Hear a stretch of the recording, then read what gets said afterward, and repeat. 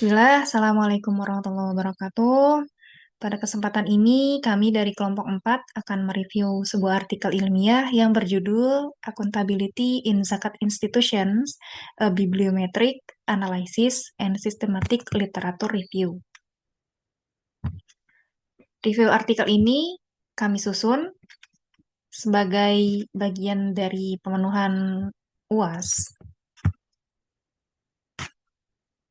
program Pasca Sarjana Institut Agama Islam SEBI, pada mata kuliah Pelaporan Keuangan Sosial Syariah dengan dosen pengampu Bapak Dr. Sepki Mardian, SEI, MM, SAS.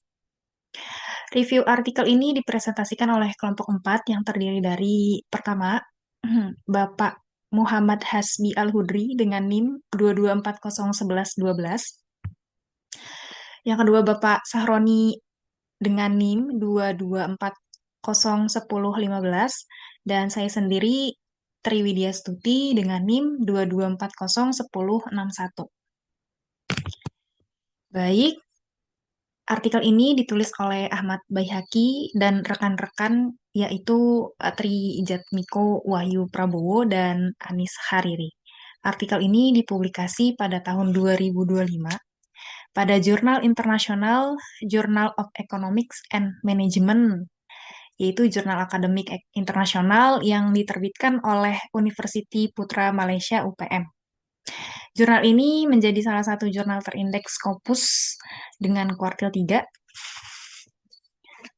Secara umum, artikel ini mengkaji isu akuntabilitas lembaga zakat dengan menggunakan dua pendekatan utama, yaitu analisis bibliometrik dan sistematik literatur review.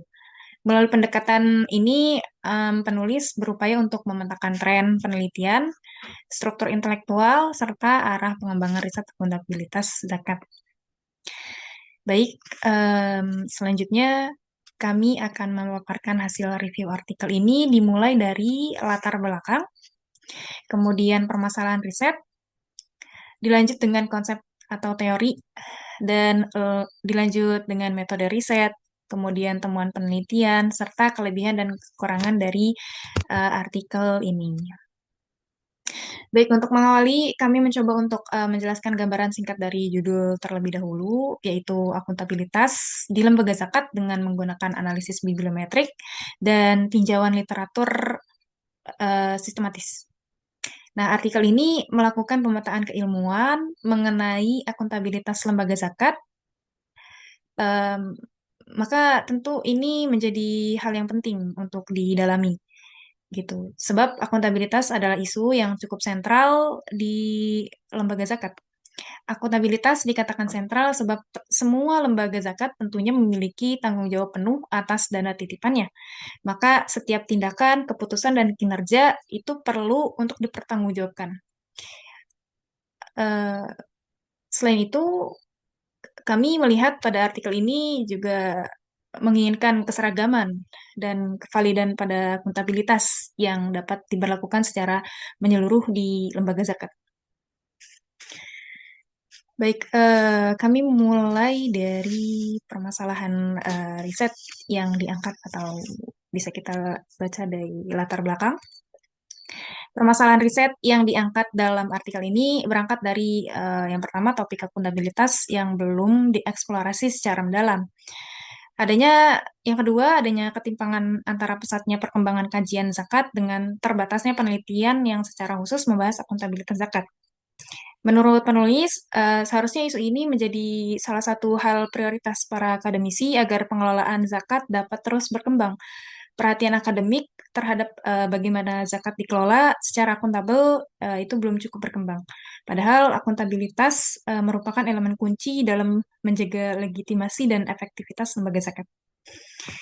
Selanjutnya yang ketiga, penulis mengungkapkan bahwa akuntabilitas memiliki dimensi yang beragam dan kontekstual. Namun, sebagian peneliti sebelumnya masih cenderung melihat akuntabilitas dari perspektif akuntansi konvensional, sehingga belum sepenuhnya menangkap praktik dan makna dari akuntabilitas yang lebih luas. Dan lebih luas pada konteks di lembaga zakat. Selanjutnya, maaf, selanjutnya yang keempat, yaitu keterbatasan pada metodologi penelitian-penelitian terdahulu.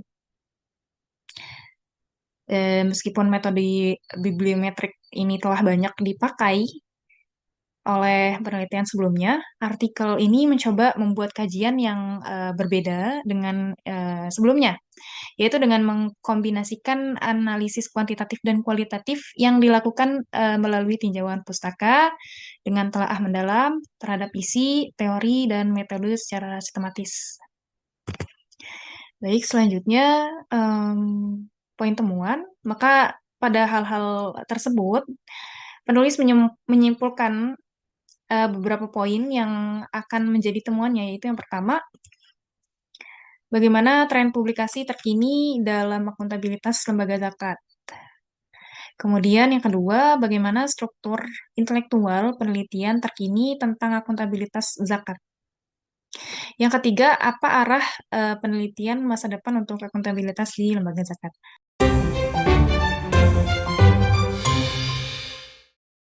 Artikel ini tidak berangkat dari satu teori tertentu secara langsung, melainkan berupaya untuk memetakan berbagai konsep dan teori akuntabilitas yang digunakan dalam penelitian-penelitian sebelumnya. Konsep yang paling dominan adalah akuntabilitas dalam perspektif Islam yang menekankan adanya dua dimensi pertanggungjawaban.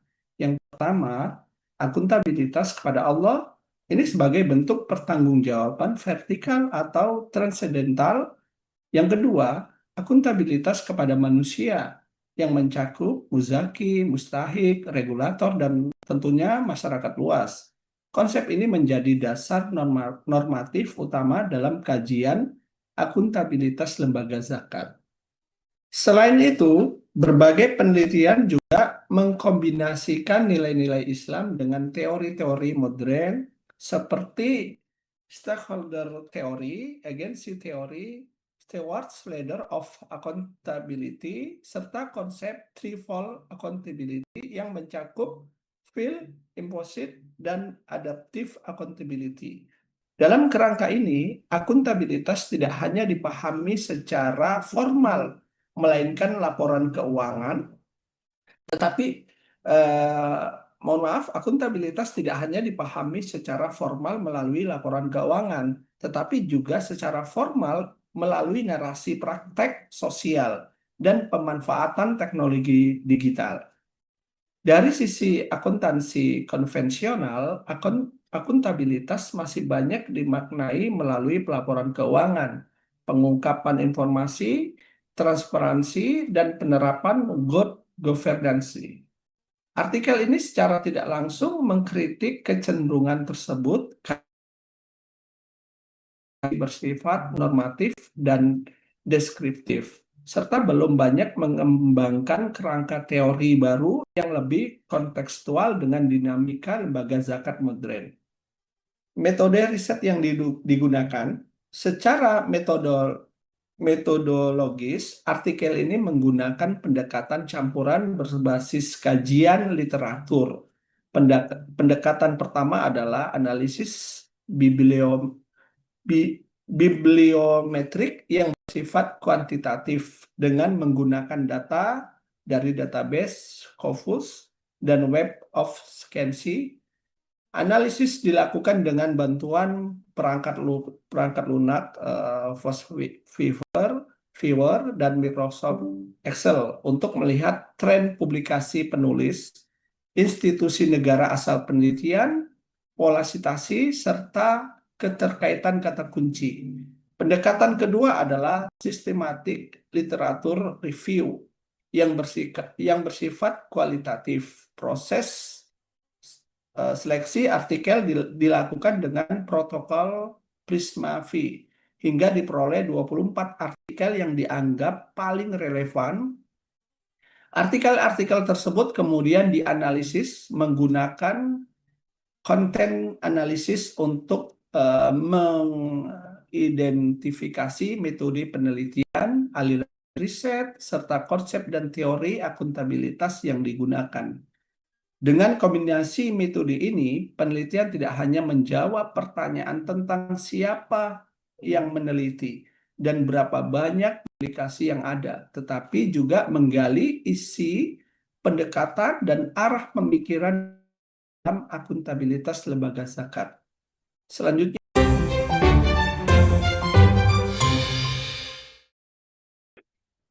Baik, Bapak Ibu, selanjutnya kita akan membahas tentang temuan riset. Dari artikel ini ada beberapa temuan yang bisa kita lihat. Yang pertama, hasil penelitian menunjukkan bahwa jumlah publikasi yang membahas akuntabilitas lembaga zakat masih terbatas dan cenderung fluktuatif dari tahun ke tahun. Indonesia dan Malaysia menjadi negara dengan jumlah publikasi terbanyak. Namun dari sisi pengaruh ilmiah dan citasi artikel-artikel yang berasal dari Inggris justru lebih menonjol dan banyak dirujuk. Dari sisi metodologi, penelitian kuantitatif berbasis survei masih mendominasi, sementara itu pendekatan kualitatif seperti studi kasus dan etnografi relatif jarang digunakan. Meskipun sebenarnya lebih sesuai untuk memahami praktik akuntabilitas lembaga zakat secara mendalam dan kontekstual. Temuan riset berikutnya adalah berdasarkan analisis kata kunci, riset akuntabilitas zakat dapat dikelompokkan ke dalam 4 klase utama, yaitu akuntabilitas melalui pelaporan keuangan dan kinerja lembaga zakat, 2, transparansi kepercayaan dan kepatuhan dalam membayar zakat, 3, akuntabilitas yang dikaitkan dengan legitimasi organisasi, budaya, dan pemanfaatan teknologi serta seperti blockchain, serta tata kelola digitalisasi dan pembangunan manusia. Secara konseptual, temuan pentingnya adalah bahwa akuntabilitas lembaga zakat masih sering dipahami secara sempit sebagai pelaporan dan kepatuhan administratif. Sementara itu, akuntabilitas kepada mustahik sebagai penerima manfaat masih sangat jarang dibahas secara mendalam. Kelebihan dan kekurangan dari artikel ini, Bapak Ibu sekalian, ya. Salah satu kelebihan utama artikel ini adalah fokusnya yang jelas dan spesifik pada isu akuntabilitas lembaga zakat. Penggunaan dua database bereputasi tinggi, yaitu Scopus dan Web of Science, juga meningkatkan kredibilitas hasil penelitian. Selain itu, penggabungan analisis bibliometrik dan SLR membuat pembahasan menjadi lebih komprehensif, serta standarisasi kata kunci membantu meningkatkan akurasi pemetaan literatur. Artikel ini juga memberikan agenda riset masa depan yang cukup jelas dan relevan. Namun demikian, artikel ini juga memiliki beberapa keterbatasan. Jumlah artikel yang dianalisis relatif sedikit sehingga ruang generalisasi menjadi terbatas. Fokus penelitian hanya pada artikel jurnal, sehingga buku dan proceeding belum terakomodasi. Analisis yang dilakukan masih berada pada level meta, belum mengarah pada pengujian empiris langsung. Selain itu, artikel ini belum menawarkan model konseptual baru sebagai sintesis akhir dan konteks praktis zakat di Indonesia. Belum digali secara mendalam melalui pendekatan kualitatif. Catatan penutup, Bapak Ibu sekalian, secara keseluruhan artikel ini dapat dianggap sebagai peta awal state of the art yang kuat dalam kajian akuntabilitas lembaga zakat. Artikel ini sangat relevan sebagai landasan teoritis untuk meneliti lanjutan baik dalam bentuk disertasi, artikel empiris maupun pengembangan model akuntabilitas zakat dan wakaf produktif yang lebih kontekstual dan aplikatif. Demikian analisis kami terhadap artikel yang kami baca bersama-sama, mudah-mudahan memberikan manfaat buat kita semuanya. Wallahu a'lam bishawab. Aku qouli hadza, astagfirullahaladzim. Assalamualaikum warahmatullahi wabarakatuh.